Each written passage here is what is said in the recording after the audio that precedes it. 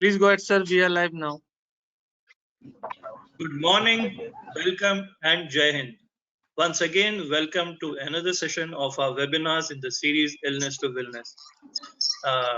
Today, we are having a very interesting and a very important topic which is of concern to all of us. That is resurgence of COVID-19, mutation, and other factors. Why? Why is it that we are again going through this resurgence of the COVID pandemic, which we were all thinking that has already passed, and soon we are going to have our normal lives. We would be working, we would be functioning, we would be going out again. But once again, we are seeing that almost 68,000 cases have come up as of 28th of March in our country. So it's obvious that the corona is back. It is back in the news. It is back in in our lives. And how and why is it there? And how can we prevent it from once again coming into our lives and disrupting all? For that and for discussion on this topic, we had one of the elitist uh, specialists, uh, revered specialists in our country, galaxy of stars from medicine, who are going to guide us, who are going to answer your questions, and who are going to help us clearing all our doubts and giving us all the information that we need. So I would like to welcome you all. I would like to welcome the audience, and I'd like to welcome our August panelists on behalf of SOCHM, the organizer of this webinar, and on behalf of Sri Anil Rajputji, who is the chairman of the CSR committee of SOCHM. Unfortunately, he is not with us today. Otherwise, we would have welcomed you all by himself. So I would start our session with a short introduction of all our panelists. I'd like to welcome Dr. K.K. Agarwal, sir. He is the recipient of 4 national awards, Padma Shri, Vishwa Hindi Samman, Dr. B.C. Roy National Award, and National Science Communication Award, and 1 state Delhi Hindi Sahitya Sammelan Sahitya Shri Award, Doctor and Philosopher of Indian Culture. He has Sri Lanka Book of Records to his credit. He's a gold medalist, TEDx speaker, and recipient of FICCI Healthcare Personality of Year Award in 2016. President, Confederation of Medical Association of Asia and Oceania, President, Heart Care Foundation of India, Group Editor-in-Chief, IJCP Group, and past National President and past Honorary Secretary General, Indian Medical Association, past President, Delhi Medical Association, Army New Delhi branch, former Ethics Committee member, Medical Council of India, and former Chairman, Ethics Committee, Delhi Medical Council, and he has a number of publications and awards to his credit. Once again, welcome, Ujwal, and thanks for sparing time and joining us.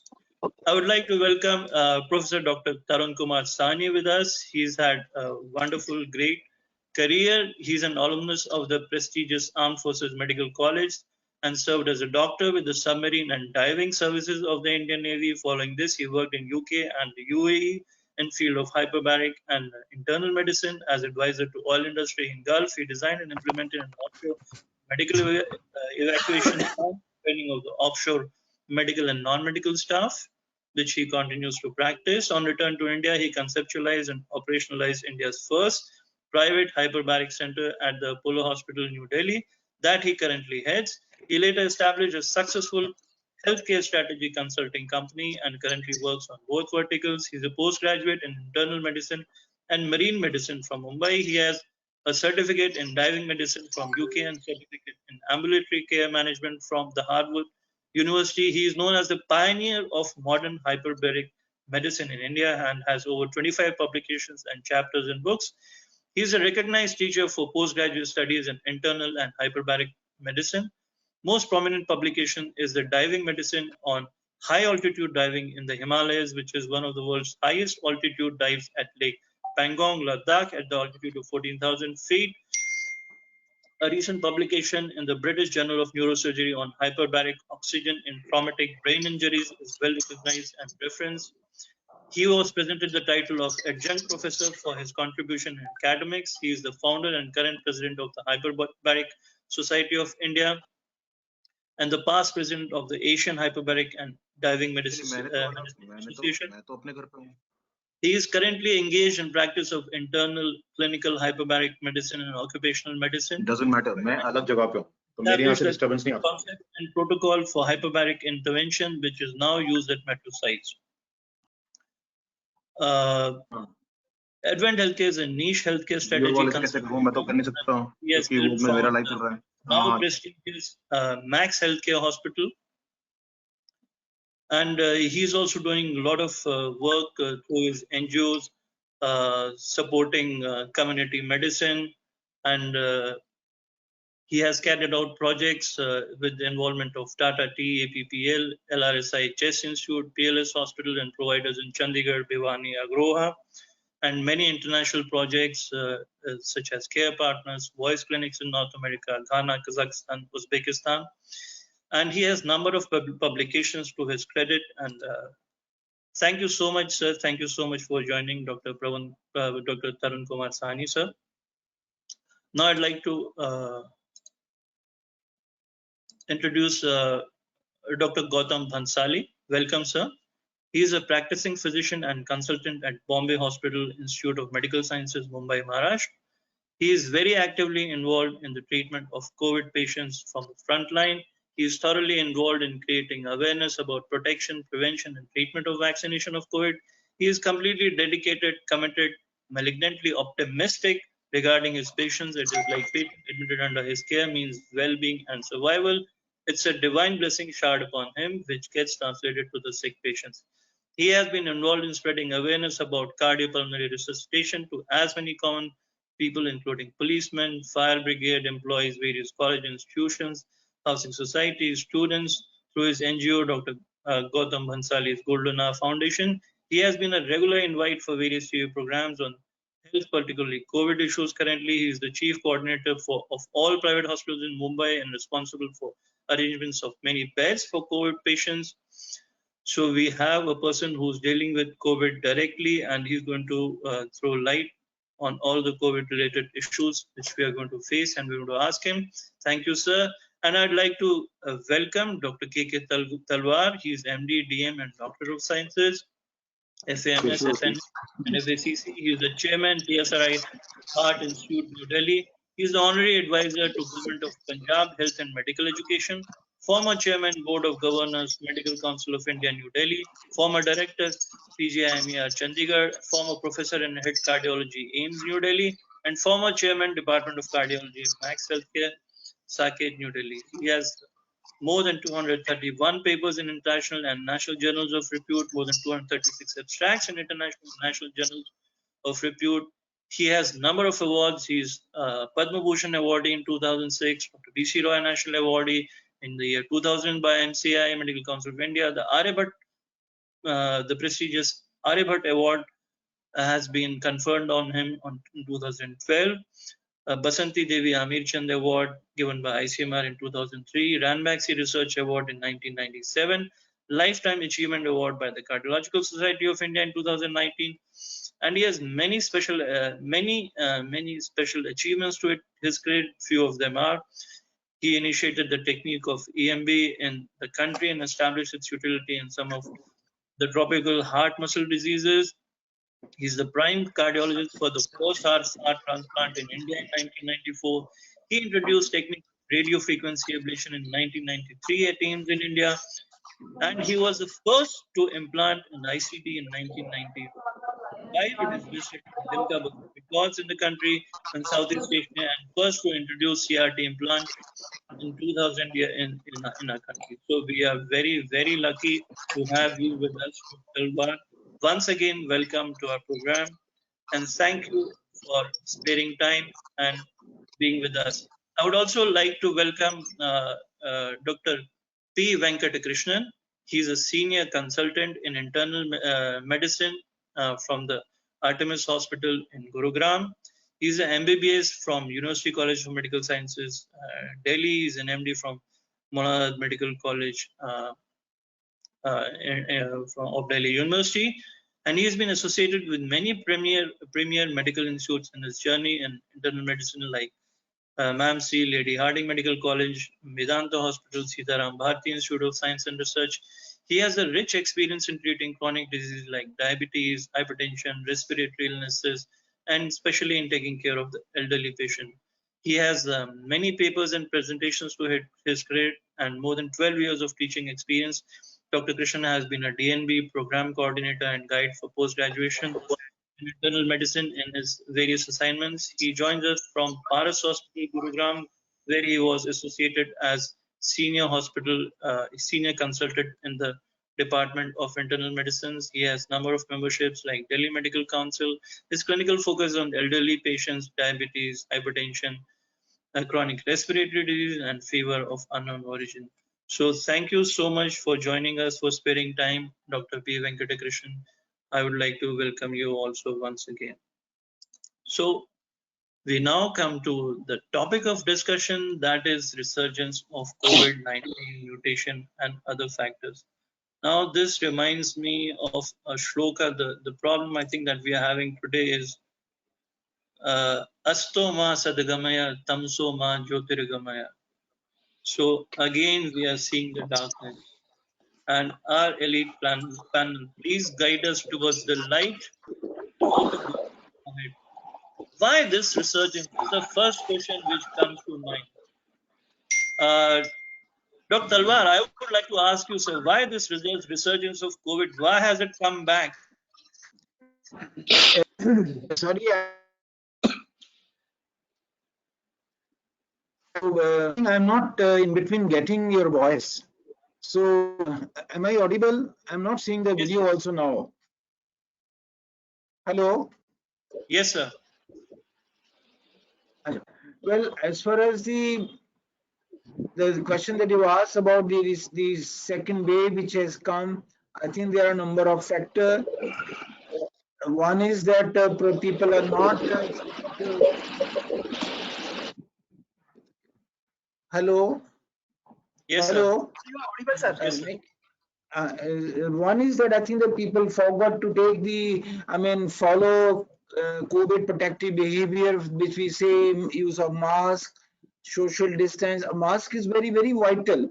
And somehow the other, I think people thought it has become less. So that is one issue. Second thing is the gatherings that people have been going through, marriages, celebrations, political gatherings. So people are not taking any precaution in those places.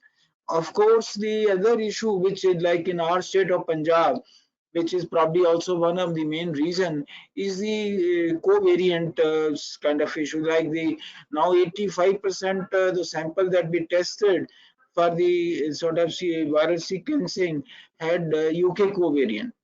Now, UK covariant is known to be very highly infectious. It is 60 to 70% spreads more than the original virus. So it's highly infectious. Only thing is, probably it is a similar virulence and it is effective to the vectors. These are two good parts, but the spread and the sudden because of this covariant, plus people are not taking the adequate precaution, which I think everyone of us.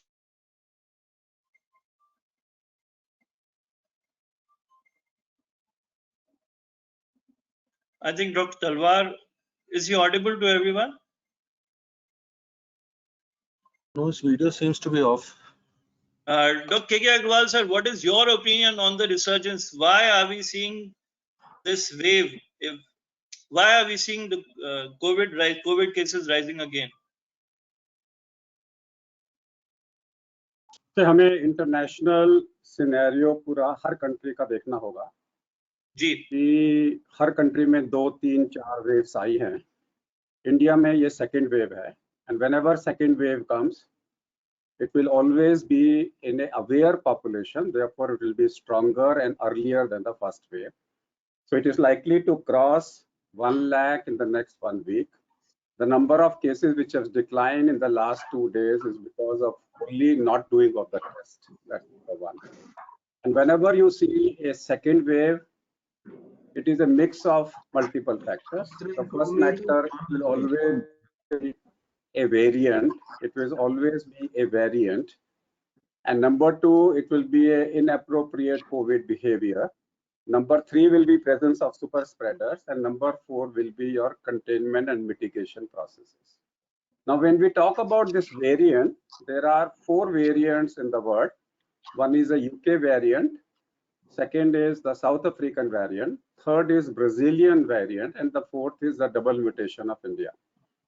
हमारे virus का जो S protein है वो एक चाबी की तरह है.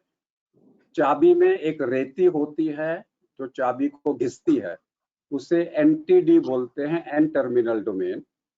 फिर RBD होता है जो मेन चाबी होता है, और RBM होता है जो उसके अंदर में आगे चाबी का जो आगे हिस्सा जो ताले में फंसता है वो RBM होता है. ना यूके वाला जो वायरस है उसमें NTD में यानी कि उसकी जो रेती है उसमें 69-70 डिलीशन है. तो यूके वाला जो वेरिएंट है वो हमेशा मास्टर चाबी बनाएगा, इसलिए आपको पूरी दुनिया में यूके का वेरिएंट सब जगह पे दिख रहा है. अल्टीमेटली वो पूरी दुनिया का नंबर 1 वेरिएंट बनने वाला है. नंबर 2 जो साउथ अफ्रीका के और जो इंडिया के और जो ब्राजील के हैं उसमें रेती के अंदर में यानी कि NTD में म्यूटेशन नहीं है. इन तीनों में म्यूटेशन RBM में है, which is like Rajesh Khanna, वो पीक बढ़ाएंगे और वापस चले जाएंगे. ये लंबे नहीं चलेंगे, अमिताभ बच्चन की तरह वो NTD वाला होगा. तो ये जो हमारा पीक आएगा 1 महीना 2 महीना 3 महीने में पीक पे जाएगा, नंबर ऑफ केसेस बढ़ाएगा लेकिन मोर्टेलिटी कम करेगा. लेकिन ये compete नहीं कर सकता यूके वाली स्ट्रेन को. So ultimately this peak will be stronger and earlier than the first peak. It will die off by itself. The question comes is peak आ क्यों रहे हैं? मैं ये सवाल पूछता हूँ कि पीक क्यों नहीं आएंगे? अभी तो थर्ड पीक भी आएगा. जब तक 100% पॉपुलेशन को या कोरोना नहीं हो जाएगा या फिर आप उसको वैक्सीन नहीं दोगे. Everybody has to be involved. Herd immunity आने के लिए दो लोग कहते हैं कि दिल्ली में 50% लोगों को इन्फेक्शन हो गया, लोग खुश हो रहे थे. मैं कह रहा था खुश होने की बात नहीं है, 50% लोगों को इन्फेक्शन नहीं हुआ.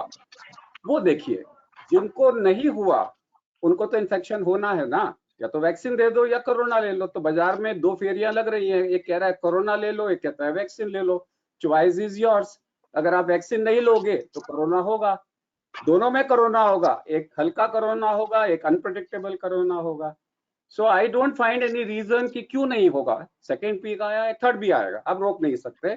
थर्ड पीक जब तक आप वैक्सीनेशन को, अभी देखिए 2 चीजें हैं सरकार की पहली पॉलिसी होनी चाहिए था कि जिन लोगों को कोविड नहीं हुआ, जिन लोगों को कोविड नहीं हुआ उनको अगर वो प्रायोरिटी देते तो सिर्फ 20% पॉपुलेशन को इनको वैक्सीन देना पड़ता. अब ये क्योंकि सबको दे रहे हैं तो इनको 70% पॉपुलेशन को कोविड देना होगा.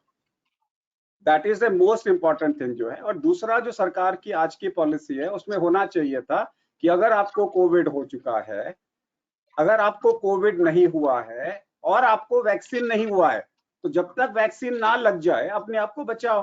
तो आदमी के मन में कॉन्फिडेंस आएगा कि मेरे को वैक्सीन मिलने वाला है, वो अपने आप को बचाएगा. आज की डेट में लोग क्या सोच रहे हैं, जब वैक्सीन मिलना ही नहीं तो मैं क्या करूं, मैं बाहर निकलूंगा, पता नहीं कब मेरा नंबर आएगा. द टाइम गवर्नमेंट सेज कि 3 महीने में 4 महीने में हम सबको वैक्सीन लगा देंगे, सब लोग 4 महीने के लिए अपने आप को बंद कर लेंगे और प्रिकॉशंस लेंगे. That uncertainty is making people to come out. And number 2 is जिसको वैक्सीन लग चुका है और जिसको कोविड हो चुका है, जिसकी एंटीबॉडीज पॉजिटिव है, उनको आप बाहर निकलने को क्यों मना कर रहे हो? वो आदमी फ्रस्ट्रेटेड है, वो कहता है कि अगर मेरे को वैक्सीन के बाद भी मास्क पहन के घर में बैठना है तो मैं वैक्सीन क्यों लगवाऊं? So these are the answers which have to be answered. Thank you. Thank you so much. Thank you so much.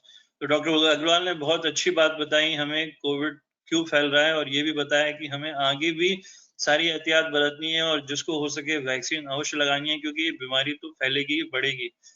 Doctor सानी सर, मैं आपके पास आना चाहूंगा और आपसे पूछना चाहेंगे कि आपको क्या लगता है कि बीमारी के फैलने की कुछ और वजह भी हो सकती हैं क्या?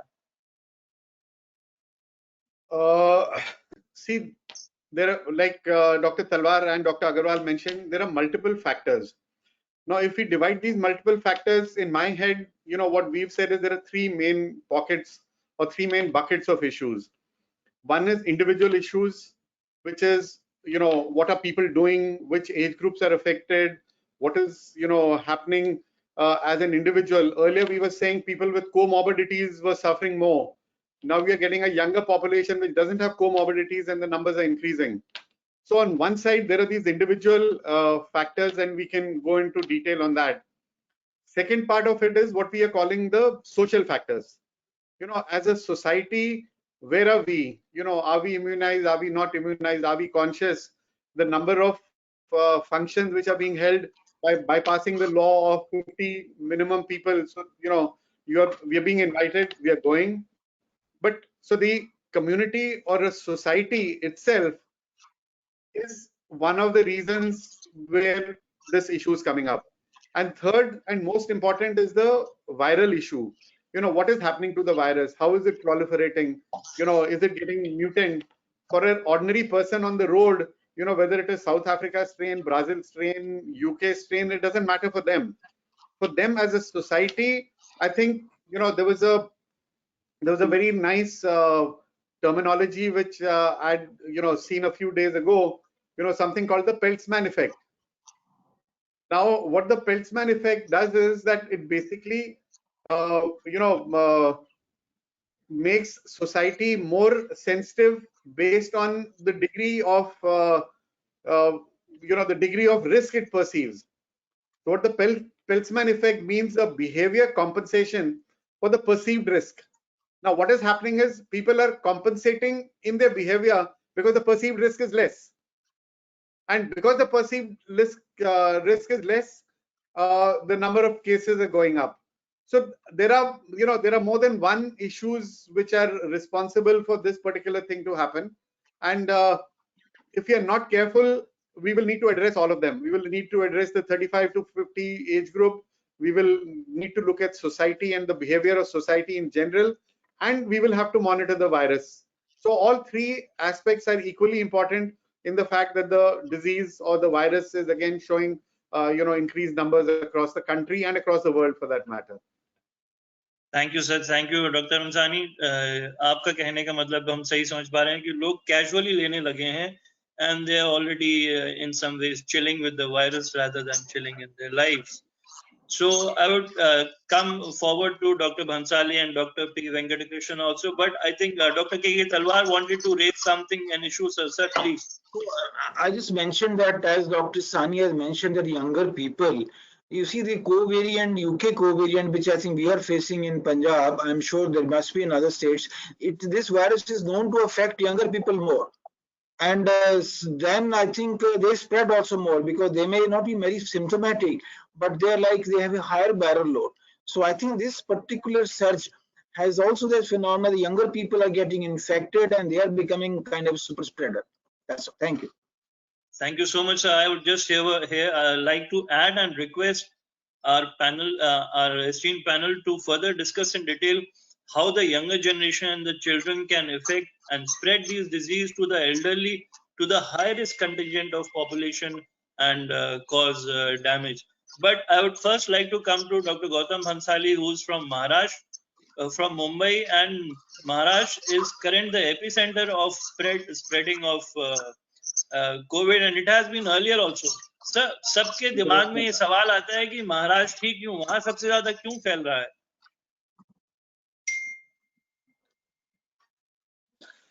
Yes sir, first of all तो मैं एसोचैम का बहुत थैंक्स बोलता हूँ कि एसोचैम ने हम सबको यहाँ बुलाया और एक अच्छा पैनल डिस्कशन का प्लान किया, which is a really good thing. That webinar is on that illness to wellness and resurgence of COVID-19 mutation and other factors. For that, it's a good topic, and everybody, all great people are there who can discuss about these things.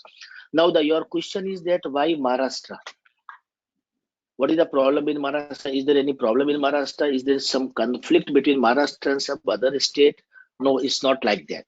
If you really analyze data from first wave, see, one thing I can tell you, there will be total 3 waves.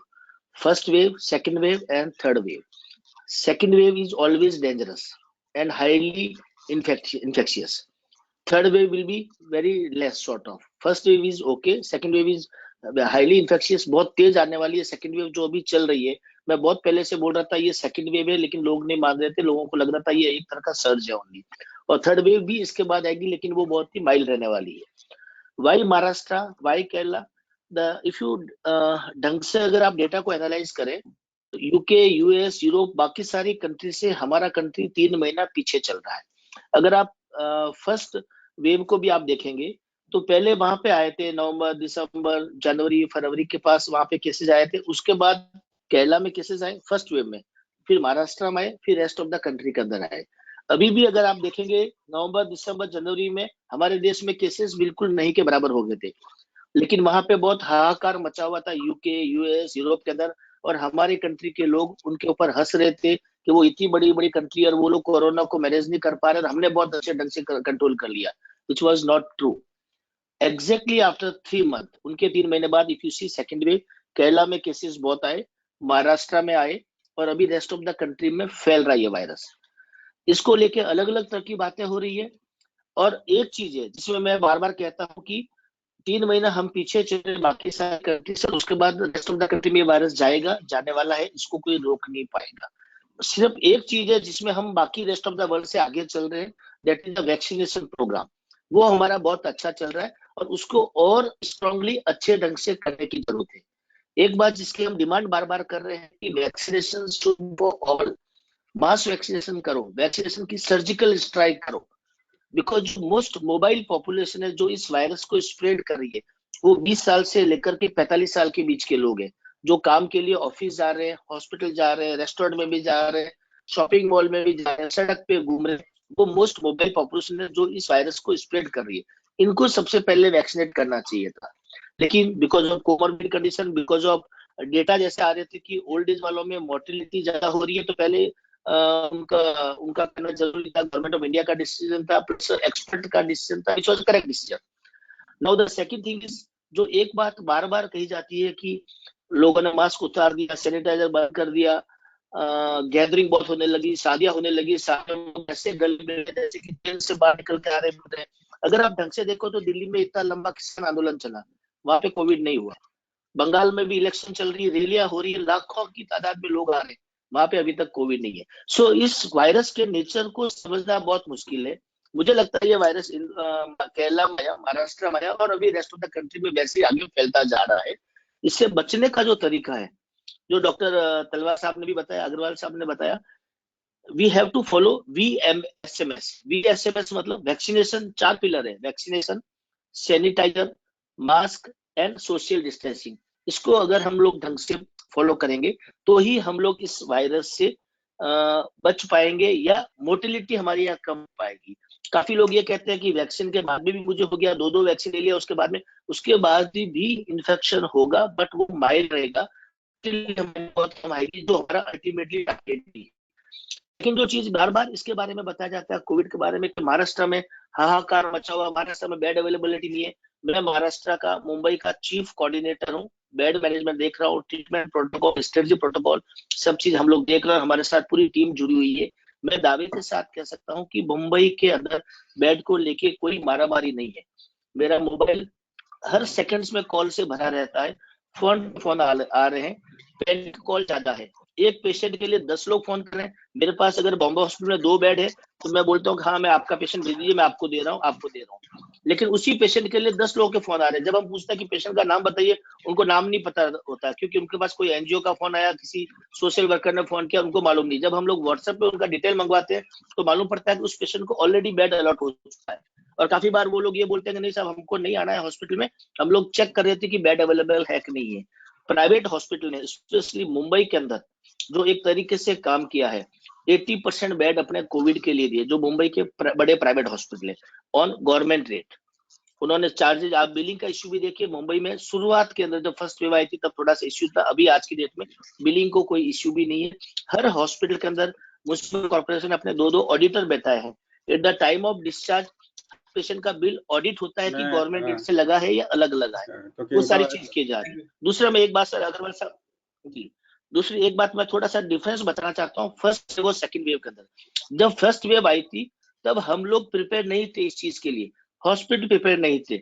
हमारे पास में ये problem आ रही थी कि entry gate अलग होगा, exit gate अलग होगा, नेगेटिव प्रेशर क्रिएट करना पड़ेगा, डॉक्टर्स में डर था कि कैसे ट्रीटमेंट करना है, क्या करना है, मेडिसिन अवेलेबल नहीं थी, सारी चीजें नहीं थी, इसके लिए लॉकडाउन लगाया गया था। लेकिन अभी ये सेकंड वेव है, इस टाइम में we all are prepared, doctors prepared है, हॉस्पिटल प्रिपेयर्ड है, मेडिसिन अवेलेबल है, बेड अवेलेबल है, कब ऑक्सीजन देना है, कब वेंटिलेटर लगाना है, वो सबको सब मालूम है। इवन हर पेशेंट को पता है। आज की डेट में ये सबसे अच्छा हुआ कोविड के अंदर कि हर पेशेंट को पता है कि ऑक्सीजन सैचुरेशन लेवल क्या होता है। पहले किसी को इसके बारे में पता नहीं था, तो पेशेंट को भी मालूम है कि कब हॉस्पिटल जाना है, कब डॉक्टर से कांटेक्ट करना है। तो मुझे लगता है इसको लेके इतना पैनिक क्रिएट नहीं करना चाहिए, इतना ज्यादा डरना और घबराना नहीं चाहिए। यस, हमको सावधान रहना चाहिए और सतर्क रहना चाहिए। Thank you. थैंक यू मैं सर। सिर्फ डॉक्टर अग्रवाल ऐड करना चाहूंगा, मैं एक जी, चीज जी, को सर। ऐड करना चाहूंगा कि जब जी। भी बॉम्बे में, क्योंकि सवाल गौतम जी का बार बार यही आता है कि बॉम्बे में ही क्यों, इसका जी। ये भी है कि जिस भी स्टेट में शिप एंड एयरप्लेन इकट्ठे उतरेंगे वहां जी। बीमारी सबसे पहले आएगी, बिकॉज आधे केसेस प्लेन से आएंगे बाहर से, आधे शिप से आएंगे। तो इसलिए जहां राइट। पर भी होगा और एयरपोर्ट होगा, वही सब जो बीमारी बाहर से आएगी इंटरनेशनली वहीं से पहले आएगी। तो इसलिए हमेशा ये केसेस जो हैं, जब खुलेगी इकोनॉमी खुलेगी, तो सबसे पहले आपको बॉम्बे में ही दिखाई देगा। इसमें कोई स्पेशल प्रेफरेंस नहीं है कि बॉम्बे का कोई के ऊपर में, it is because of 2 ports. जहां पर भी 2 पोर्ट होंगे वहां बीमारी पहले आएगी। Yes doctor Agarwal sir, right, आपने बिल्कुल। बहुत अच्छा ये नोट किया कि क्योंकि ये शब्द क्वारंटाइन एक्चुअली शिपिंग से ही शुरू हुआ है। कि पुराने Yeah. जमाने में बीमारियां तो शिप से ही फैलती थी, इसलिए उनको क्वारंटाइन किया जाता था। सर मैं आपसे पूछना चाहूंगा कि बहुत सारे लोग ये सवाल पूछते हैं कि अब तो वैक्सीन भी लग गई, अब तो करोड़ों लोगों को वैक्सीन लग गई, उसके बावजूद बीमारी क्यों फैल रही है? Doctor Agarwal sir.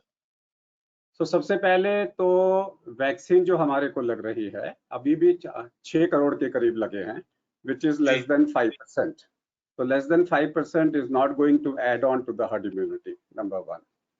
नंबर 2 है कि जब बीमारी बढ़ती है, मान लीजिए जब बीमारी बढ़ रही है इस वक्त में, तो इस वक्त में जो सरकार ने 4 से 8 वीक किया है, मेरे ख्याल से सरकार को अपनी पॉलिसी को रिवाइज करना चाहिए। हाई रिस्क में हमें 4 वीक में ही लगा देना चाहिए, नहीं तो हाई रिस्क में एंटीबॉडीज बनेंगे नहीं, और वैक्सीन के बाद में कोविड बहुत लोगों को हो रहा है। फर्स्ट वैक्सीन के बाद में लोगों को लगता है कि मेरा सब कुछ ठीक हो गया। लो रिस्क में आप वेट कर सकते हैं। तो इस वक्त में बहुत सारे केसेस वैक्सीन लगने के बावजूद भी हो रहे हैं। That's second important thing. Third case है कि इस वक्त में जब स्पर्ट आया है और इधर से वैक्सीन की तेजी है, जब दोनों की तेजी होगी तो इधर से वैक्सीन को मारने, वायरस को मारने की कोशिश कर रहा हूँ, इधर से वायरस कहेगा मुझे बचना है, तो म्यूटेशन ज्यादा होंगे। ये जो म्यूटेशन जैसे जैसे ये होगा, जैसे जैसे वैक्सीनेशन बढ़ेगा, वैसे वैसे म्यूटेशंस आएंगे। तो इसलिए कहा जाता है कि वैक्सीन देना है तो तेजाई से दो, धीरे धीरे मत दो। जितने तेजाई से आप वैक्सीन दोगे उतने चांसेस म्यूटेशन के कम है, अदरवाइज म्यूटेशंस अभी और बढ़ेंगे हमारे अंदर में। लेकिन अच्छी बात यही है कि इस वक्त में जैसे डॉक्टर तलवार ने बोला कि 85% जो है वो यूके स्ट्रेन है, और बाकी की सारी स्टडीज में भी यही आया है कि ज्यादातर टाइम पे जो भारत का अपना डबल म्यूटेशन है वो 30% से कम है। So I will not be surprise कि प्रिडोमिनेंट हमारे यहाँ पे यूके स्ट्रेन ही होने वाला है, क्योंकि उसके पास में एंटीडी 69, 70 एंड 144 डिलीशंस है। उड़ीसा में एक नया म्यूटेशन दिखाई दे रहा है जो ई जीन टारगेट फेलियर कर रहा है, जो कि अगर वो फैलेगा नहीं, क्योंकि वो ई जीन टारगेट फेलियर का मतलब है कि वो ई जीन टेस्ट के अंदर म्यूटेशन हो रहा है, वो टेस्टों में पकड़ में नहीं आएगा। जो लोग स्क्रीनिंग टेस्ट कर रहे हैं वो पकड़ में नहीं आएगा। सो म्यूटेशंस जो हैं वो आएंगे जाएंगे। अल्टीमेटली यूके का स्ट्रेन सेटल होगा पूरे वर्ल्ड में, 75 कंट्रीज में है, वही जाके सेटल होगा पूरी दुनिया के अंदर में, and that will become the wild strain. आज की डेट में कुछ मैसेजेस हैं। नंबर 1, अगर आपको वैक्सीन नहीं लगा है या आपको कोरोना नहीं हुआ है, जब तक आपको वैक्सीन ना लग जाए अपने आप को बचा के रखो। नंबर 2, वैक्सीन की टर्न आपको जल्दी आएगी, ये मोदी जी को बोलना चाहिए। ही शुड से कि by this time majority of the people will get vaccinated, ये नंबर 2 है। नंबर 3, हमारे पास में जो मैसेज आना चाहिए वो बड़ा क्लियर है, जैसे कि डॉक्टर गौतम ने भी बोला है, बाकी लोगों ने भी बोला है कि अगर आपको अपने आप को बचाना है तो तीनों के अंदर में जो इन्होंने SMS बोला है उसमें सबसे ज्यादा इंपॉर्टेंट अगर एक है तो वो मास्क है, कि अगर आप अनजान व्यक्ति से मिल रहे हो तो मास्क पहनाओ। चौथी पॉलिसी सरकार को लानी ही होगी, रिलैक्सेशन फॉर दोज पीपल जिनकी एंटीबॉडीज बन गई हैं या वैक्सीन लग चुका है या कोविड हो चुका है, उनको आपको रिलैक्सेशन देना ही होगा, अदरवाइज बाकी लोग फ्रस्ट्रेट हो जाएंगे कि भाई मेरे को जब रिलैक्सेशन मिलना ही नहीं तो जो होना है होने दो, let me chill with the virus. तो जब आप लोगों को रिलैक्सेशन दोगे, उस रिलैक्सेशन से क्या होगा, बाकी सारे लोग भागेंगे कि मेरे को जल्दी से वैक्सीन लगवाना है ताकि 2 हफ्ते के बाद में मेरे को रिलैक्सेशन मिले।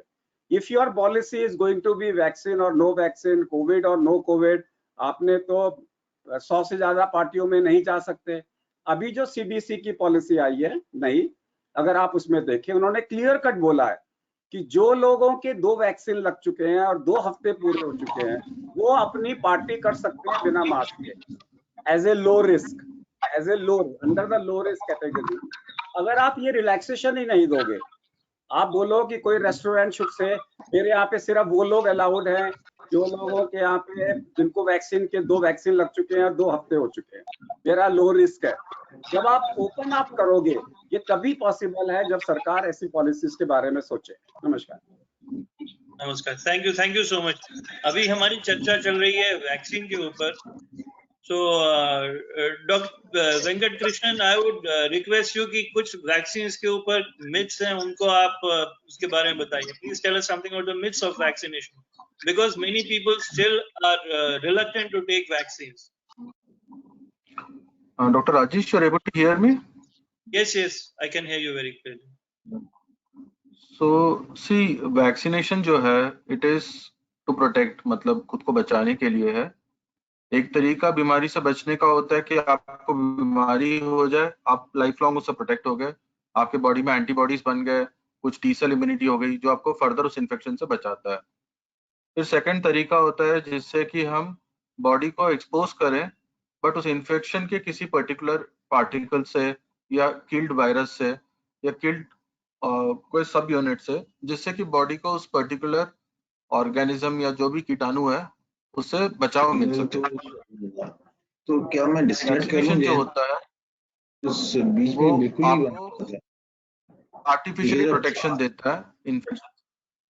तो ऑल द गवर्नमेंट्स जितने हैं उन्होंने बहुत मेहनत से और बहुत रैपिड स्पेस पे कोविड के अगेंस्ट वैक्सीन डेवलप किए हैं, and they are very effective vaccine जो बनाए गए हैं, चाहे वो फाइजर का हो जो यूएसए में यूज हो रहा है, इंडिया में कोविशील्ड यूज हो रहा है, कोवैक्सीन यूज हो रहा है।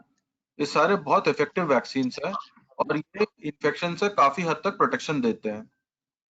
तो मिथ्स हैं लोगों के बारे में कि ये वैक्सीन काम नहीं करेंगे, हमें प्रोटेक्शन नहीं देंगे, हम लोग वैक्सीनेशन के बाद भी इन्फेक्शन होने का रिस्क रहता है। वैक्सीनेशन के बाद लोगों में बात फैल गई है कि हमें फीवर हो जाता है, हमें कुछ न्यूरोलॉजिकल सिम्टम्स हो सकते हैं, जैसे बाहर कुछ कंट्रीज में फाइजर के कुछ वैक्सीन के बाद हुए हैं, बट ये सारे वैक्सीन के साथ होता है, इस अलग वैक्सीन के साथ नहीं है। अगर हम देखें overall vaccination program world over, हर एक में कुछ ना कुछ साइड इफेक्ट कभी ना कभी किसी ना किसी के साथ होता ही है। अब उसको हम ग्रुपिज्म करते हैं कि कितना सिग्निफिकेंट है।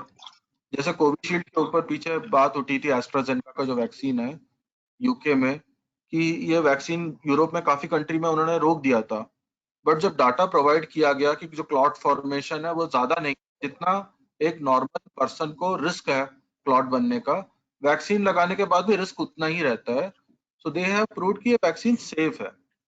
तो हमें मिथ्स नहीं रखने चाहिए, हमें ये नहीं सोचना चाहिए कि वैक्सीन जो है उसके साइड इफेक्ट्स की वजह से हमें वैक्सीन लेंगे तो नुकसान होगा।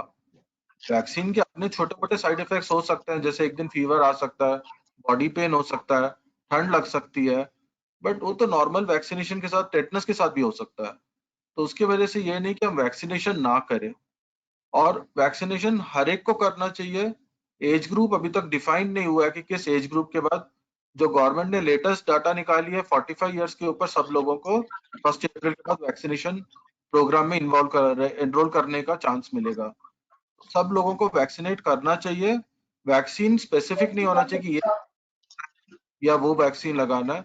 हाँ, कुछ पर्टिकुलर पॉपुलेशन है जिनको कुछ वैक्सीन अवॉइड कर सकते हैं जिसपे data, but I think vaccination के बारे में कोई मिथ्स नहीं होना चाहिए कि उसके साइड इफेक्ट्स की वजह से हमें वैक्सीनेशन नहीं करना चाहिए। सबको वैक्सीन लगाना चाहिए, एटलीस्ट कोविड अगर होता भी है, सीरियस कोविड होने के चांसेस काफी कम हो जाते हैं वैक्सीनेशन के बाद। Thank you so much, thank you sir. Vaccination के बारे में हम चर्चा कर रहे हैं कि वैक्सीनेशन बहुत जरूरी है। Doctor Talwar sir, I would like to come to you, since you are also involved as an advisor to the government of Punjab, to the state government, and you are very much involved in the preventive steps which are being taken to prevent the spread of corona. आप कुछ हमें बताएंगे कि सबसे पहले तो ये बताइए कि आपको क्या लगता है कि जो वैक्सीनेशन की स्ट्रेटेजी गवर्नमेंट की अभी है, जो तीसरे चरण में अभी वैक्सीन दी जा रही है, क्या ये सही है? Does it need to be change? क्योंकि अभी पैनल में और लोगों ने कहा है कि 20 साल से 45 साल तक के लोगों को भी वैक्सीन दी जानी चाहिए। So can you advise some changes? Are you doing anything about it कि ज्यादा से ज्यादा लोगों को वैक्सीन मिले? देखिए, आपकी ये तो सही है कि ज्यादा से ज्यादा लोगों को मिले, but the problem is the availability. You see, the government has very rightly sort of gone in phases, health workers, frontline workers, and then now above 45, everybody from tomorrow will get it. I'm sure if we have more doses, there will sort of be becoming more options. There's no doubt the younger people between 20 and 40 are the one which probably is spreading more. That if we have more vaccine, then I think we sort of look, but I'm sure it will all depends upon the availability. Because I'm sure you will also agree that I think the availability production also has, we have a 1.3 billion population. I mean, if you below the 80, you take out for time being because that they are not advised.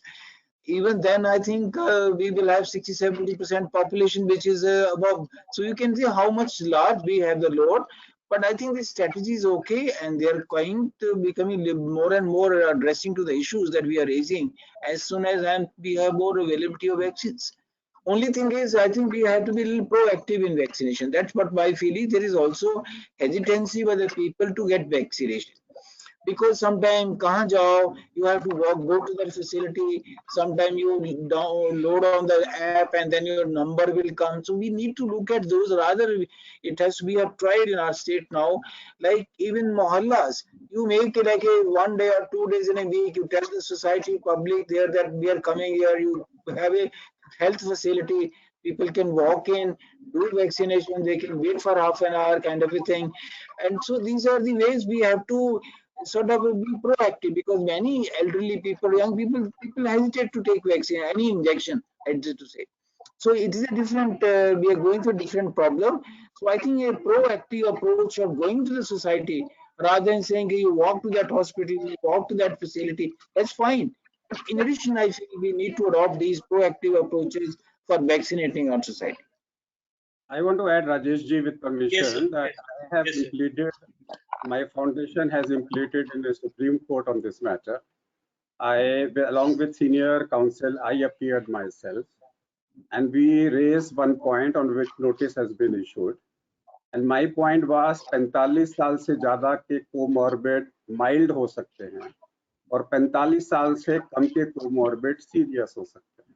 So therefore, it has to be severity of comorbid at not the age. Notice has been issued, and Tushar Mehta ji, the Solicitor General, says point is well taken. I will discuss with the government. और उसके बाद से मैंने क्या किया है कि जितने भी लोग मेरे पास आते हैं कोविड 45 माइनस के, so I write down, I give them a certificate of severity of comorbid. I have started referring them to the local DM, district magistrate, and they have been getting permission from them as a special case to get the vaccinations. So I just wanted to inform 45 minus लोग जो program को देख रहे हैं, if a doctor feels that he or she is comorbid, severely comorbid, then those people can, because I've done it on 10-11 people, all of them have got a vaccine because of the intervention of the local DM. So ये भी possible है, तो इसलिए purpose इसकी सबकी जान को बचाया जाए. तो वो लोग एसोचैम का ये प्रोग्राम देख रहे हैं कि मेरी उम्र 40 साल की है, मुझे वैक्सीन नहीं लगेगा और मैं मर सकता हूँ. तो there is a path till the government comes out with a policy. Currently they can go through the DM.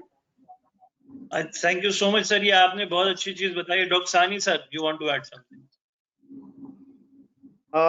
मुझे लग रहा है कि जो मीडिया में कवरेज हो रहा है, I mean, there's an over coverage on this topic, and as a result, जो normal population है, they're getting more and more confused. मतलब every day at least 2-3 phone call आएंगे कि मैं कोविशील्ड लगाऊं, कोवैक्सीन लगाऊं, मैं जॉनसन का वेट करूं, मैं 45 का हूं, मैं 50 का हूं, मैं क्या करूं? I think there is just overhype on it, which is creating to more confusion than bringing clarity. I mean, there are 10 media channels. They'll have 10, different eminent speakers who will be talking about it. And I think somewhere down the line, the media itself or the government or the ICMR, etc., should come out with some guidelines on which these discussions will take place. The population is confused. They don't know whether to take vaccine or not. Are the side effects of the vaccine so much? Should I take it if I have comorbidity? Should I not take it for comorbidity? I have 2 friends whose parents are more than 80 years of age. वो घर से 1.5 साल हो गया, निकले नहीं है, ताला लगा दिया है. बट उनको टेंशन है कि मैं अपने माँ बाप को मैं लेके वैक्सीन कहाँ से लगवाऊं. घर पे वैक्सीन हम देते नहीं है. अस्पताल में आपको जाना पड़ेगा. अस्पताल में जाओगे नहीं तो वैक्सीनेशन सेंटर जाओगे. वहां फिर टेंशन है कि हम सुन रहे हैं कि आप हॉस्पिटल में जाते हैं, वैक्सीनेशन होता है और 2 दिन बाद आपको कोविड हो जाता है. तो जो मीडिया का कवरेज है और जो कवरेज लोगों को मिल रहा है वो थोड़ा सा और बैलेंस होना चाहिए. उससे लोगों में कॉन्फिडेंस बिल्डअप होगा. अभी एक तरीके का फियर है, एक तरीका का एप्रीहेंशन है. जो लगा भी रहा है वो भी टेंस है. इमरान खान ने वैक्सीनेशन लिया, उसको 2 दिन बाद कोविड हो गया. कोई मिनिस्टर हरियाणा में था, उसने वैक्सीनेशन लिया, उसको कोविड हो गया. तो लोगों के मन में ये बहुत कंफ्यूजन हो रहा है. I think as an educated body, we should try and rationalize the kind of information we distribute to the population, because only then will we be able to win them up. Thank you. Thank you so much. Dr. Talwar sir, आप कुछ बोलना चाह रहे थे? I gather from this what I mean, because even sometimes our own colleagues try to raise question mark on vaccine. I think we should not be, that is one area, because we know the benefit of this, and sometimes these side effects are not substantiated, which have been talked by some other places, maybe some other reasons. So I think we should be also cautious in sort of conveying to the society, because at the moment any kind of a doubt raised creates a lot of sort of effect on the mind of a person. So I think from this forum we should say that the vaccines are very safe. And both the vaccines are good which are available in the country, and people, whichever is available, go for that. But again, I emphasize that no side effect as such, because there is no documentation. Mild side effects are there. 6 crores have been vaccinated in the country. We don't have a single person which can document it that, okay, there was some serious issue. I mean, I think that should be emphasized. Thank you, sir. In fact, I would just like to add here that in this forum, we had started the discussion on the benefits of vaccination even before it was introduced in this country. And in past 1 month, we have already done 2 sessions sensitizing the community, the population about vaccination, and we are going to continue such efforts about sensitizing people about vaccination. One question I would like to ask Dr. Talwar, and I'd come to Dr. Venkat Krishnan.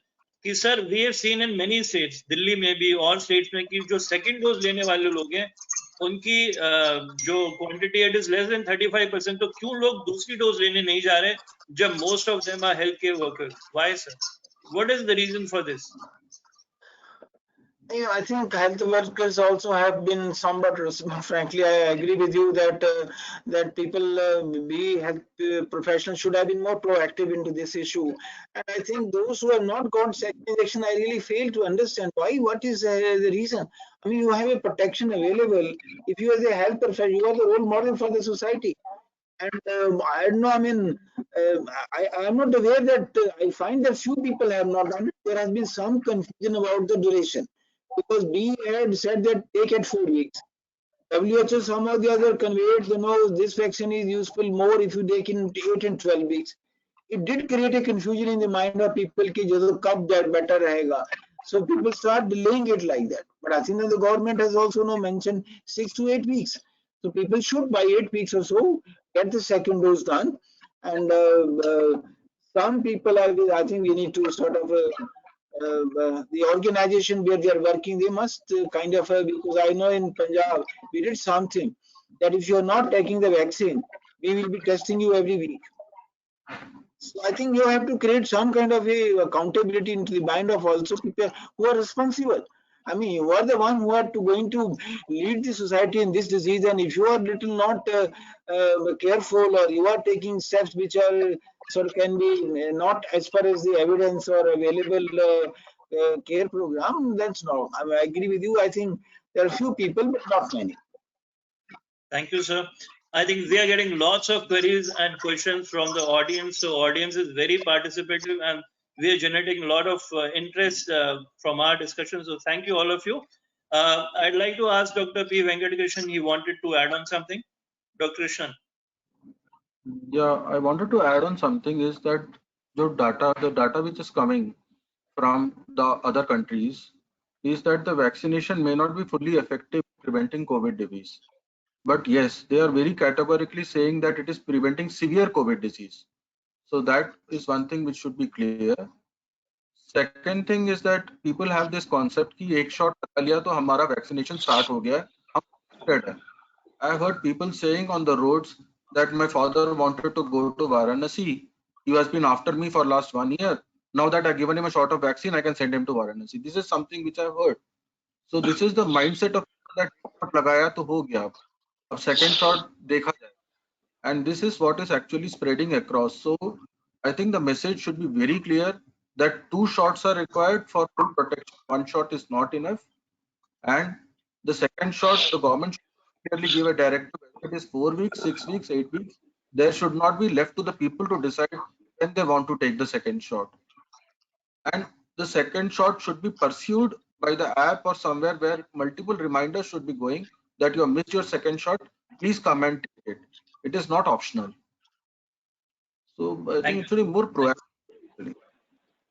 One point I would like to. Yes, Dr. Bhansali, please. Yeah, regarding vaccination, I feel we should take help from some NGOs like Rotary Club, Royals Club, your ASSOCHAM, that thing.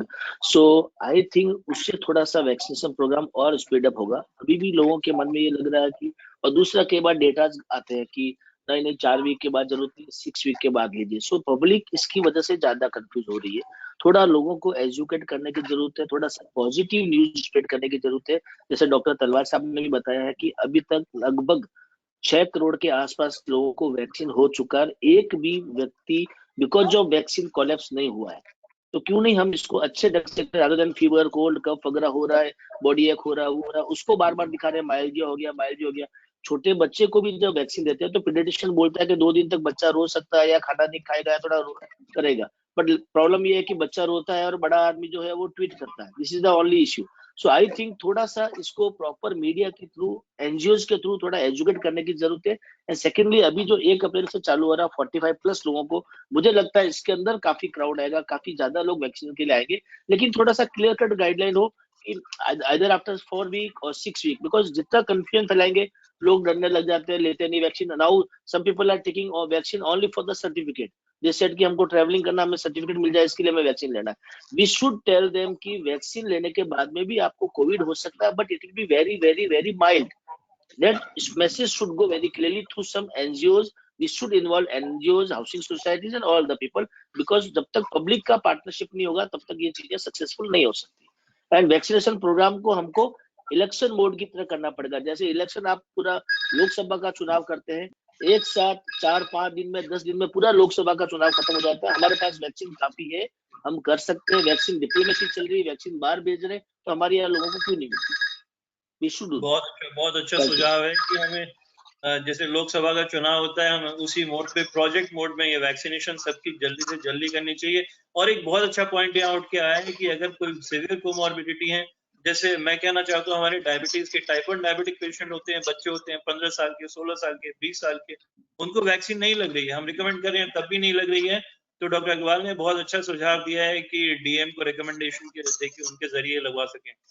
Now there's an open question to the whole panel. I think it is very important कि Covid के cases बढ़ रहे हैं, they are soon going to reach 1 lakh, और doctor Agarwal ने शुरुआत में बताया कि पीक तो अभी आएगी, अभी तो ये केवल शुरुआत है. क्या लॉकडाउन दोबारा होगा? हर व्यक्ति के जहन में यही सवाल उठता है. Cannot happen. Lockdown is not the answer. So Dr. Rajesh, I would like to मैं इसके बारे में आंसर करना चाहता हूँ. लॉकडाउन होना नहीं चाहिए और लॉकडाउन लगाना नहीं चाहिए गवर्नमेंट को भी. सी, लॉकडाउन का बेसिक मतलब था, जो पहली बार लगाया गया था तब हम लोग प्रिपेयर्ड नहीं थे, हमारा हेल्थ इंफ्रास्ट्रक्चर प्रिपेयर नहीं था. पब्लिक अवेयर नहीं थी, लोगों को सैनिटाइजर के बारे में पता नहीं था, लोगों को मास्क के बारे में पता नहीं था, हमारे पास पीपी किट नहीं थे, कुछ भी अवेलेबल नहीं था, हम लोग इतने एजुकेट नहीं थे, डॉक्टर्स को भी पता नहीं था कि ट्रीटमेंट वाइज क्या करना है, ऑक्सीजन बेड ज्यादा चाहिए या वेंटिलेटर बेड ज्यादा चाहिए, ये भी लोगों को पता नहीं था। नाउ अभी अपन उस फेज में है कि हमारे पास सब कुछ रेडी है, हेल्थ इंफ्रास्ट्रक्चर रेडी है, डॉक्टर्स को पता है, पब्लिक को पता है कि ऑक्सीजन सैचुरेशन क्या होता है, कब हॉस्पिटल पहुंचना है, everybody is aware about the things. So मुझे लगता है लॉकडाउन इसका आंसर नहीं है, हमको ज्यादा से ज्यादा फोकस करना चाहिए वैक्सीनेशन के ऊपर। लॉकडाउन बार बार करना लोगों को और ज्यादा डिप्रेस करेगा, साइकोलॉजिकली लोग टूट जाएंगे, इकोनॉमी हमारे प्रॉब्लम में चली जाएगी। मेरे हिसाब से लॉकडाउन इसका आंसर नहीं है। डॉक्टर अग्रवाल सर, आप कुछ बोल रहे थे? Can I say something? Yes, Before yes. Yes, sir. को बोल Yes, sir, Dr. Agarwal. No, I just want to say that probably that has been very rightly said. The lockdown is not the answer. We can have some kind of restrictions which does not affect the social economy that much. And but there is such no harm that okay, you will take that precaution in crowds and celebrations and all that social gathering, religious gathering. We can take restriction now there, but closing the economy, we have suffered enough, and many people have suffered both mentally and physically. So I think we should avoid. But there are other ways. Of course, vaccination drive, as has been emphasized, is the one way that I think we can quickly sort of get onto that. But I think lockdown is something which we should seriously avoid this world now. अगर आप high risk हैं, अगर आप high risk हैं, आपको Covid नहीं हुआ है और आपको वैक्सीन नहीं लगा, तो आप पर्सनल लॉकडाउन करिए। पर्सनल लॉकडाउन का मतलब है आप अपने आप को बचाइए। Community lockdown is not the answer. The answer has to be very clear. अगर आप हाई रिस्क हैं, आपको कोविड नहीं हुआ और आपको वैक्सीन नहीं लगा, तो आप खतरे में हैं, अपने आप को बचाइए। That message has to go very clear. जब तक आपको वैक्सीन हम ना लगा दें, ये सरकार का मैसेज होना चाहिए कि हम आपके पास वैक्सीन लेके आ रहे हैं, जब तक आपको वैक्सीन ना लग जाए, आप हाई रिस्क हैं, आप अपने आप को बचा के रखें। Thank you. I think this is a wonderful message. Doctor सानी सर, आप कुछ कहना चाह रहे हैं? आई थिंक अभी ये आईपीएल मैचेस वगैरह हो रहे हैं, cricket teams are moving here and there and including so there is this whole concept of the bubble. You know, all the teams are being well managed and controlled in bubbles which are being created where they're completely isolated, completely protected. I think following from what Dr. Agarwal has said, मुझे लगता है कि हम सबको अपने आप को सोचना चाहिए कि हम अपने आप को एक बबल में रख रहे हैं। वो बबल हमारा प्रोटेक्शन है, वो हमारा छाता है, वो हमारा अम्ब्रेला है। कहीं पे भी बाहर जा रहे हैं, psychologically we should feel there is a bubble around us. If we create the bubble, we will prevent the disease from going away from us or coming to us. So I think a bubble concept, and like Dr. Agarwal said, the personal lockdown, you know, I think those are the things which society needs to understand. Doing an economic lockdown is definitely detrimental to the interests of everybody, including the government and including the economy. But yes, personal lockdown, personal bubble space, those should definitely be understood and enforced where required. Yes, Dr. Agarwal sir. I just want to add with the Tarunji. Tarunji, I have acquired the IPL bubble SOPs with me. My team is working on it. I need people like you to interact with me on this particular subject. So I want to come back with guidelines specifically for the doctors, how to organize a biobubble in a clinic, how to organize a biobubble for a conference, how to organize a biobubble for a marriage. I am working on the SOPs of the IPL and of the BCCI. So actually, I have got a BCCI SOPs with me, and I am working on that. You are correct. But if there are people who are interested in helping me out in creating biobubble, it will be a great thing for giving a comfort to the medical community and to the public, how to create a local biobubble for your events. That is a wonderful idea. Thank you. So मेरे को अपना WhatsApp कर दीजिएगा। मेरा number just put down on Google. या राजेश जी मेरे numbers they देंगे सबको, सबके नंबर शेयर कर लीजिएगा। We will definitely connect. Thank you so much. That is a wonderful idea. We would all like to be a part of it. I don't mind. Rajesh ji, I don't mind if SOCM works with me on that, and we can co-banner it with SOCHM and coming out with, because this will help all the industry. We can reformulate those and we can do it. I'm sure SOCHM would be interested, and SOCHM is already working on projects on popularizing and spreading the mass words in communities at the local scale, in the societies and organizations, on spreading the vaccination and later on the biobubble also, as you very correctly mentioned. Now I'd like to move on further step ahead, because we have little time. We are already facing COVID. These are the COVID times again. So what precautions should be taken? हम क्या और लोगों को अभी बताएंगे अगर Covid हो जाए तो कैसे मैनेज करें घर पे? ये बायो बबल घर पे कैसे बनाएं? बेसिकली जो पेशेंट्स हैं, अगर सब किसी को होम क्वारंटाइन करते हैं, what we should keep in mind is that the relatives may not be COVID positive. So we have to protect them from the patient themselves. So first and foremost is that what I tell my patients is they have to quarantine themselves in a separate room. Please don't make it that you walk into the hall or the kitchen just for a few seconds or few minutes. Quarantine means strictly quarantine. You can live inside the room, walk inside the room, but don't come out unless and until it is something very urgent. Second, if the food is being served to you, the person who is serving the food preferably should keep a gown outside the room, which they should wear. Maybe put a head mask, wear an N95 mask while going, or use a shoe cover, which should be discarded outside the room once they come out. Movement into the room should be restricted only for serving meals or any particular thing that requires their attention. खाना disposable plates में use कर सकते हैं, which can be discarded after this thing, so that it doesn't go back to the routine washing utensils again. These are some simple precautions which can be done, and if both people wear masks, the patient and the attendant, the risk of transmission of COVID is significantly reduced. It is shown by all data that two people wearing mask reduces transmission by less than 20 to less than 20%. So this is one thing which can be done. Diet should be a normal diet, depending diabetic है तो diabetic diet या जो भी routine diet होना चाहिए, nothing special about it. And थोड़ा सा precaution रखना है. The room can be sanitized once in a day by the patient himself. There are sprays available these days which he can use. And once the quarantine period is over, then the whole house can be sanitized. These are few precautions which they can do. Thank you so much, Dr. Agarwal. आप अभी bio bubble की बात कर रहे थे. So what sort of precautions would you suggest कि जो हमारे अपने घरों में कैसे ये बायो बबल बना सकते हैं? कुछ आप इसके बारे में सजेस्ट करना चाहेंगे?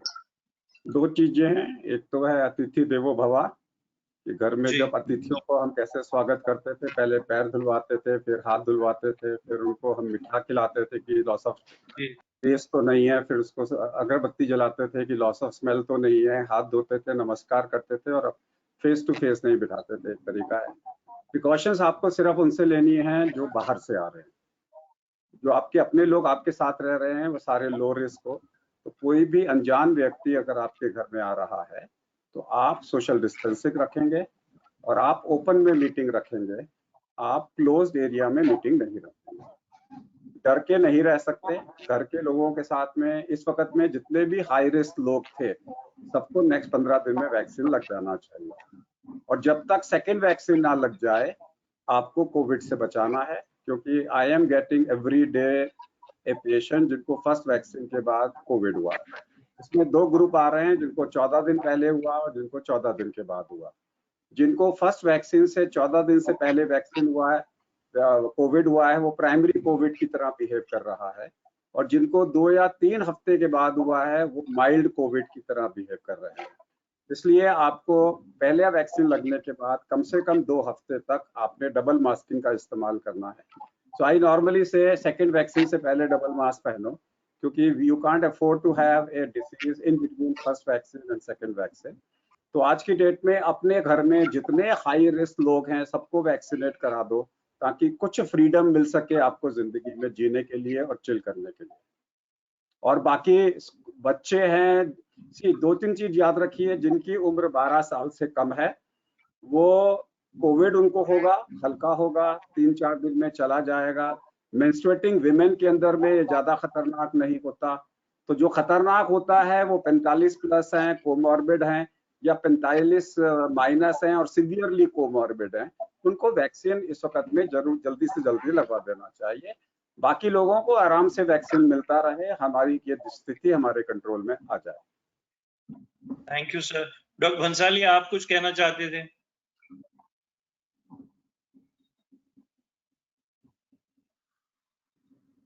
आपकी आवाज नहीं आ रही doctor Bhansali, please unmute yourself.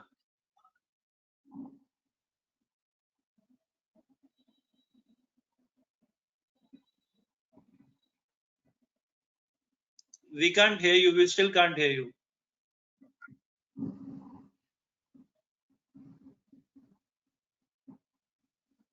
Yes yes yes. हाँ, अब अभी आवाज आ रही है आपको? जी, अभी आ रही है। सो होम आइसोलेशन के बारे में मैं बताना चाहता हूँ। जिन लोगों को बहुत ही माइल्ड सिम्टम्स है, पहला तो हमने एक पॉलिसी भी मुंबई के अंदर ये बनाया है, मुंबई के अंदर, कि एसिम्प्टोमेटिक पेशेंट्स को हम लोग हॉस्पिटल में भर्ती नहीं कर रहे हैं। एसिम्प्टोमेटिक का मतलब ये हुआ कि कॉन्टेक्ट ट्रेसिंग के दौरान जो पेशेंट्स पॉजिटिव आए गए हैं, या जिनको बहुत ही हल्का सा बुखार है, जो यंग लोग हैं और कोमॉर्बिड नहीं है, तो उनको हम मना करें कि आप घर पे रहिए, होम आइसोलेशन कीजिए। इसलिए होम आइसोलेशन सबसे अच्छा तरीका है इस कोविड से लड़ने का। कोविड के अंदर कोविड हॉस्पिटल की हालत उस तरह की नहीं है जो नॉन कोविड वार्ड के अंदर होती, जैसे 3-4 बार डॉक्टर चले जाए, नर्सेज बार-बार चले जाए। उतना अच्छी सुविधाएं कहीं पर भी पूरे विश्व में कोविड के अंदर नहीं है, और वो पॉसिबल भी नहीं है, और वो एक्सपेक्ट भी नहीं करना चाहिए। इसलिए मेरा ये मानना है कि जितना ज्यादा होम आइसोलेशन कर सकते हैं, अगर आप एसिम्प्टोमेटिक है या बहुत ही माइल्ड सिम्प्टोमेटिक है, तो वो ज्यादा बेहतर है। होम आइसोलेशन में आप अपने कमरे के अंदर रहिए, बुक्स पढ़िए, टीवी देखिए, ज्यादा से ज्यादा आराम करना है, नींद आपको अच्छी लेनी है, डरना घबराना नहीं है, और खाना बहुत अच्छा खाना। काफी लोग खाना छोड़ देते हैं कि नहीं भूख नहीं लग रही, या फिर बाद में खाएंगे ठीक हो जाएंगे। वायरल डिजीज है, भूख हमेशा कम हो जाती है। खाना आपको जो पसंद है, जैसा पसंद है, सब कुछ खाना है, सिर्फ ठंडा नहीं खाना है आपको। और पानी अधिक मात्रा में पीना है, क्योंकि बाद में फटीग बहुत होता है, वीकनेस बहुत होता है। तो खाना अच्छी मात्रा में खाना है, पानी आपको ज्यादा से ज्यादा पीना है, और नींद बहुत अच्छी लेनी, इसको आपको ध्यान रखना है। बहुत ज्यादा दवाइयों का मसाला, जो काफी लोग आजकल 5, 7, 10, 15 मेडिसिन दे देते हैं, इतनी ज्यादा मेडिसिन की भी जरूरत इसके अंदर नहीं है। दूसरा सबसे important point, oxygen saturation level, वो आपको लगातार चेक करते रहना। दिन में 2 बार 3 बार आप चेक करते रहिए। अगर आपका ऑक्सीजन सैचुरेशन लेवल नॉर्मली आपका 98, 99 रहता है, अगर आप सीओपीडी वगैरह पेशेंट नहीं है, और अभी भी आपका अगर 96, 97, 8 है, तो वो बिल्कुल सुरक्षित है। अगर हाँ 92, 93 के नीचे आता है, तो अलार्मिंग साइन है, तो आपको हॉस्पिटल जाना चाहिए। अगर आपका ऑक्सीजन लेवल 94, 5 के आसपास आता है, तो उसमें सबसे अच्छा तरीका होता है, थोड़ा आप प्रोन पोजीशन में, मतलब पेट के सारे लेट जाना चाहिए, या राइट लेटरल और लेफ्ट लेटरल पोजीशन में सोना चाहिए। ये जितना ज्यादा आप प्रैक्टिस करेंगे, प्लस योगा या डीप ब्रीदिंग एक्सरसाइज वो करेंगे, वो आपको बहुत ज्यादा हेल्प करता है। जनरली लोग फर्स्ट वीक में सीटी स्कैन करवाते हैं, वो इतना उसमें पैचेज वगैरह नहीं दिखाते हैं। इसलिए हम लोग बोलते हैं कई बार कि अगर आपको सीटी स्कैन करवाना भी है चेस्ट का, तो आप सेकंड वीक में करवाएं, क्योंकि सेकंड वीक इसमें बहुत ही इंपॉर्टेंट होता है, जब हैप्पी हाइपोक्सिया होने लगता है, ऑक्सीजन लेवल कम होने लगता है। सो इसमें मेन सावधानी रखनी है, ऑक्सीजन सैचुरेशन बराबर चेक करते रहना है, जितना हो सके पेट के सहारे, स्टोमक के सहारे, प्रॉन पोजीशन जिसे बोलते हैं, उसमें लेटे, या राइट या लेफ्ट लेटरल पोजीशन में लेटना है। खाना अच्छा खाना है, नींद आपको अच्छी लेनी है, और स्टीम, घर में अगर आप एक कमरे में रह रहे हैं, अपना सेपरेट स्टीमर है, तो स्टीम लेते रहिए, ये सबसे अच्छा है। Home isolation is better than Covid hospital, Covid bed. इसलिए हमने अधिकतर मुंबई के अंदर जितने भी प्राइवेट हॉस्पिटल है, जितने भी कोविड बेड हमने किए, सारे ऑक्सीजनेटेड बेड किए, क्योंकि हमको सबसे ज्यादा उसमें ऑक्सीजन देने की जरूरत पड़ती है। मैं सिर्फ एक चीज को ऐड करना चाहूंगा राजेश जी, वो है कोहार्टिंग के कॉन्सेप्ट को। अगर आप लोग पॉजिटिव हैं, हस्बैंड वाइफ, तो you can consider cohorting with each other, otherwise आप पागल हो जाओगे डिप्रेशन में। तो अगर 5 जैसे हॉस्पिटल में कोहार्टिंग होता है पॉजिटिव लोगों का, so with masking you can cohort with each other and give a complete to each other. दूसरा कोहार्टिंग का कॉन्सेप्ट है कि आप स्कूल में जा रहे हो या आप ऑफिस में जा रहे हो, मान लीजिए आपके ऑफिस में 100 लोग काम कर रहे हैं, तो आप उनके 4 लोगों का 4 कोहार्टिंग ग्रुप बना दो। जैसे फॉर एग्जांपल मीडिया हाउस है, मीडिया हाउस में जो 4 ग्रुप में आपने कन्वर्ट कर दिया इसको, तो ये 25-25 ग्रुप के 4 बना दिए। ये आपस में नहीं मिलेंगे। एक 25 लोगों का आपने कोहार्ट बना दिया लो रिस्क वालों का, यही सिर्फ आपस में मिलेंगे, बाकी 75 लोगों से नहीं मिलेंगे। अगर किसी एक को हुआ तो 25 लोगों के आपने टेस्ट कराए, ना कि 100 लोगों के।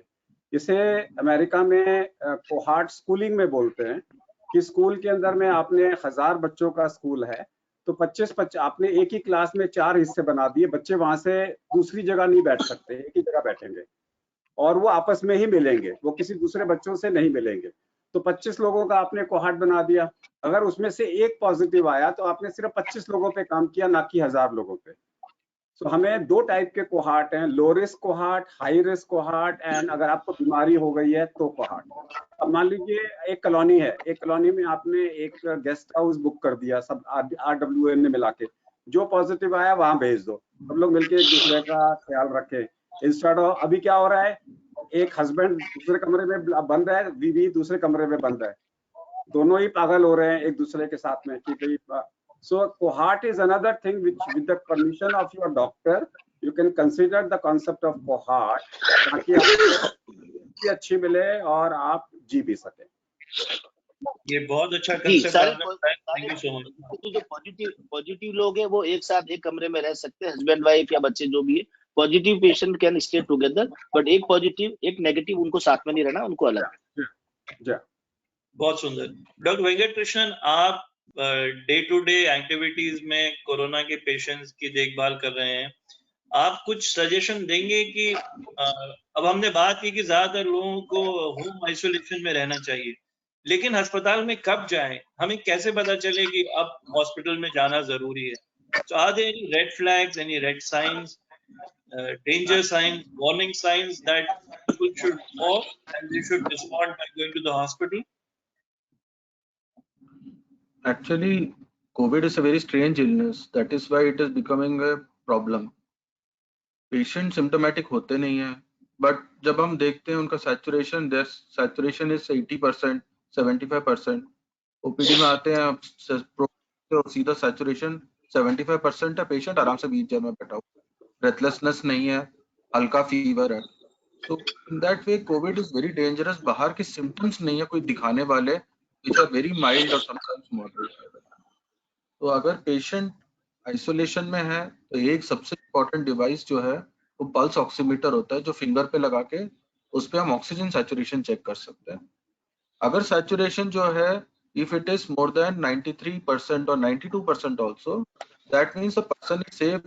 थोड़ा deep breathing exercises, doctor Bansali ने बोला था, प्रोन पोजीशन में उल्टा होकर सोने से ये सब बेटर हो जाता है।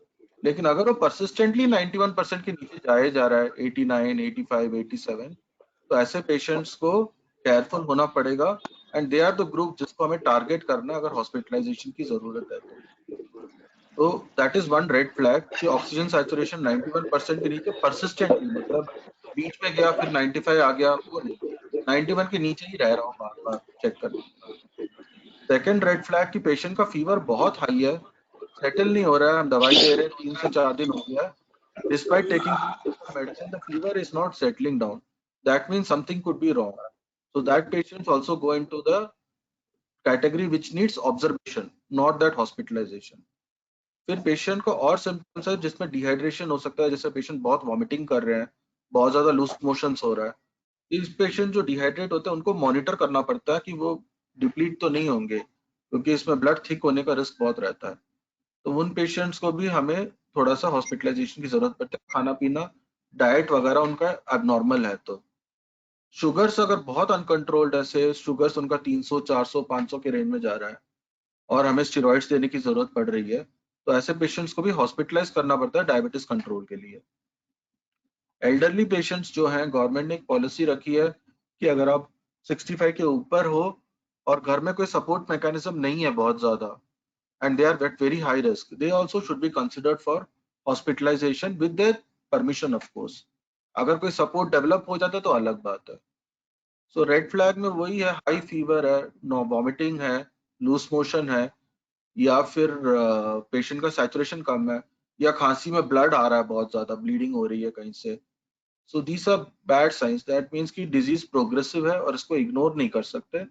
या सांस लेने में बहुत चेस्ट पेन हो रहा है, गहरी गहरी सांस लेते तो बहुत ज्यादा चेस्ट पेन होता है। सो दीज सिम्टम्स को हम लाइटली नहीं ले सकते, इनको हम एसिम्प्टोमेटिक कैटेगरी में नहीं डालेंगे। Thank you doctor Krishna.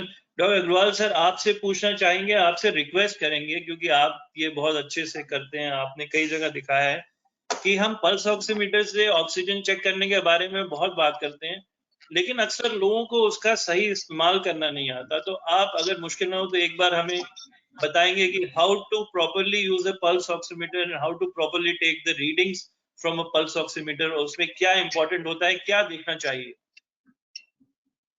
सबसे पहले तो pulse oximeter is not reliable if your pulse is less than 90।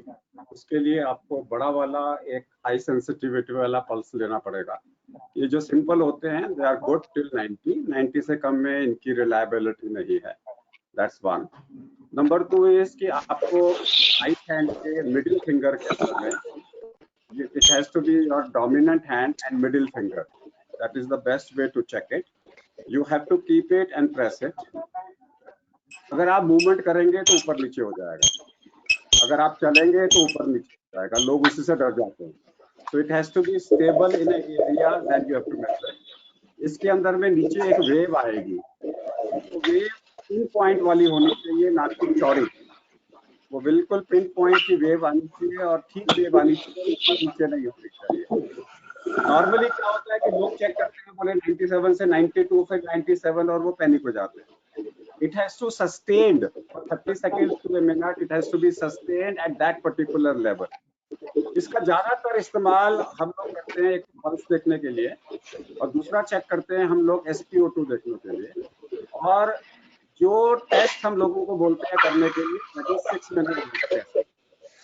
आप 6 मिनट में कितने कदम चलते हैं? 6 मिनट चलने पे आपको सांस तो नहीं फूला, आपको खांसी तो नहीं आई, आपकी पल्स कितनी बढ़ी और आपका SpO2 कितना डाउन हुआ।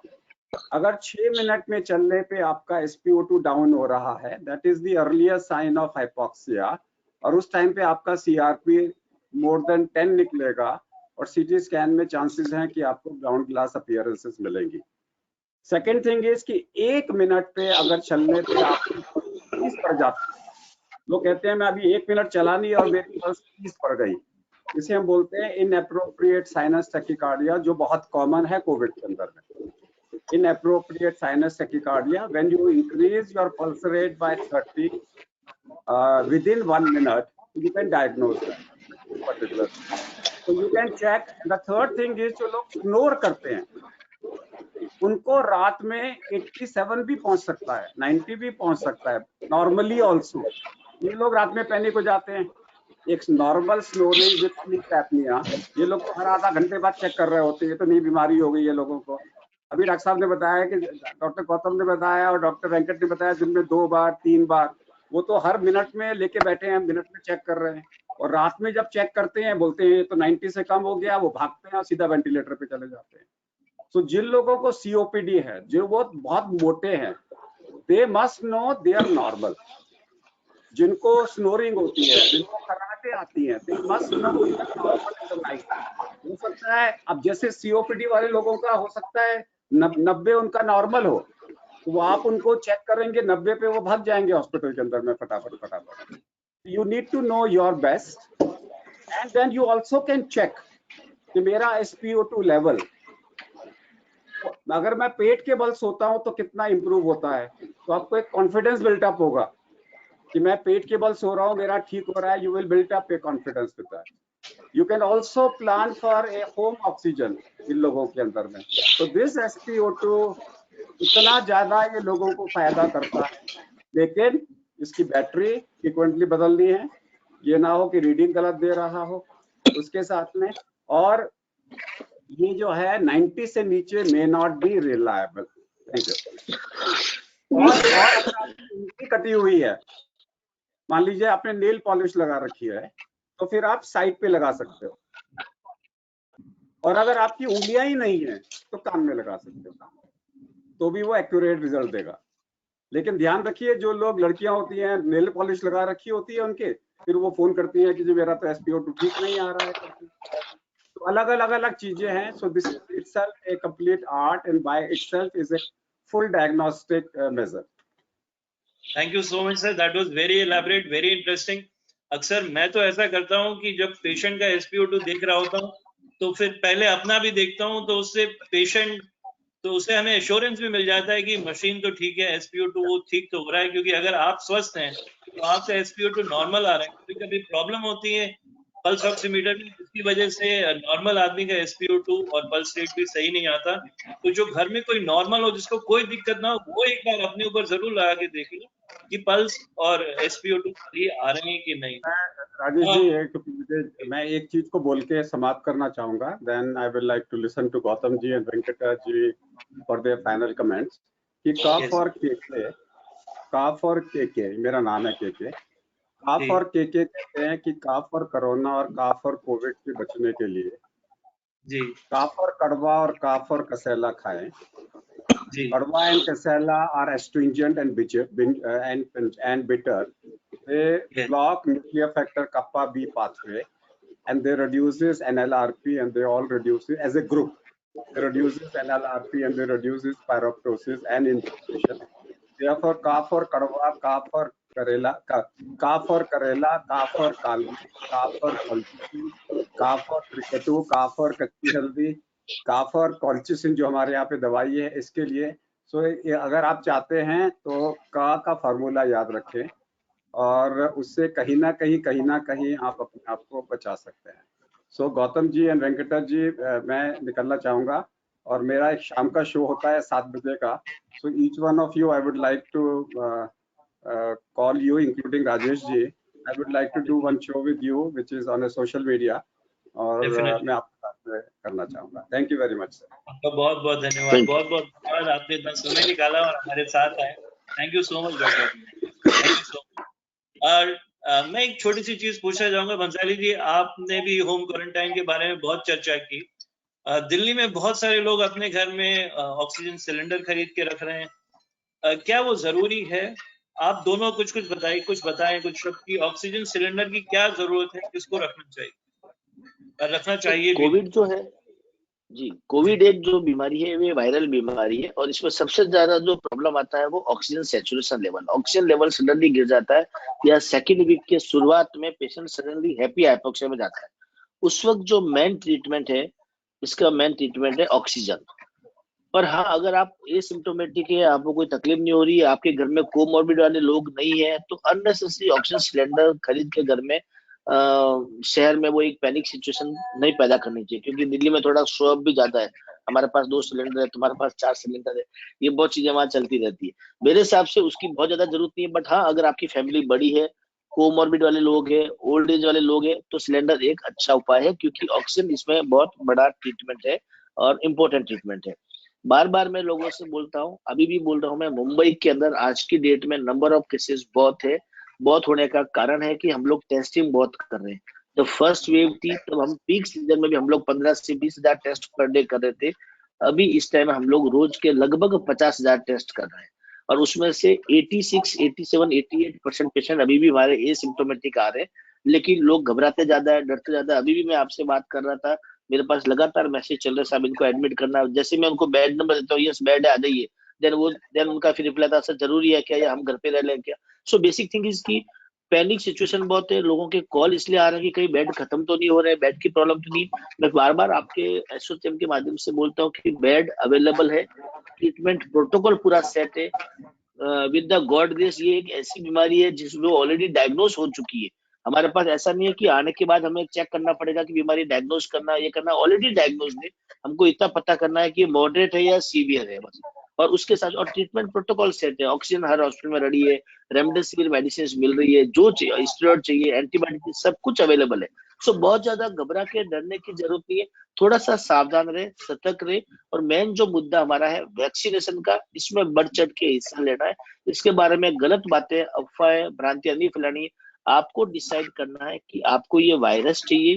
जिन्होंने पूरा 1 साल आपको रुलाया है, जिसके घर में मौतें हुई है, उसी को पता है, या जो इस कोविड से सफर हुआ है उसको मालूम है कि ये नॉर्मल सर्दी जुकाम बुखार नहीं है, ये कितना घातक बीमारी है जो 2 महीना, 3 महीना, 4 महीना तक इतनी वीकनेस देता है। तो डिसीजन आपको लेना है कि आपको ये वायरस चाहिए या वैक्सीन चाहिए। Thank you. आपने बहुत बहुत अच्छा बोला। डॉक्टर कृष्ण, आप कुछ ऐड करना चाहेंगे about specially about the oxygen therapy at home?